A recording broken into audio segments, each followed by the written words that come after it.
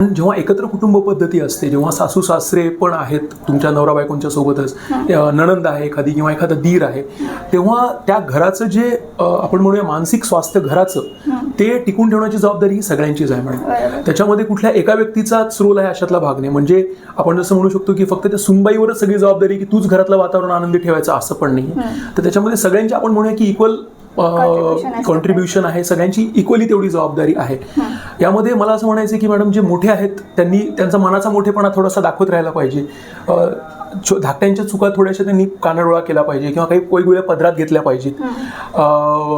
धाकट्या लोकांनी पण मोठ्यांचा हवा तितका सन्मान ठेवला पाहिजे, कारण हे म्युच्युअल रिलेशनशिप आहे मॅडम. त्याच्यामध्ये तुम्ही हे एका प्रतिबिंबासारखे मॅडम, तुम्हाला जर आनंदी राहायचं असेल तर तुम्हाला इतरांना आनंदी ठेवावं लागेल. जर सुनबाईनी ही काळजी घेतली की मी सासूला आनंदी ठेवेल तर ती ऑटोमॅटिक सुनबाई आनंदी राहील. आणि सासूबाईंनी जर ठरवलं की मी सुनबाईला मुलीसारखंच वागवेल आणि मी तिचा तेवढाच आत्मसन्मान करेल, तिला तेवढा सन्मान देईल जेवढा मी माझ्या मुलीला देते, तर मग सुनेला सुखी ठेवण्यामध्ये मग तिचं पण सुख हे दडलेलं आहे. तर अशा पद्धतीने हे एकमेकांशी संबंधित आहे. याच्यामध्ये सुसंवादाचा पण रोल आहे की एकमेकांशी चांगला संवाद असणं.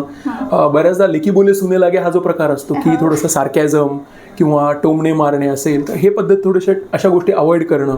तर यातनं एक कौटुंबिक स्वास्थ्य जे असेल, मानसिक स्वास्थ्य हे चांगल्या पद्धतीने राहू शकतं.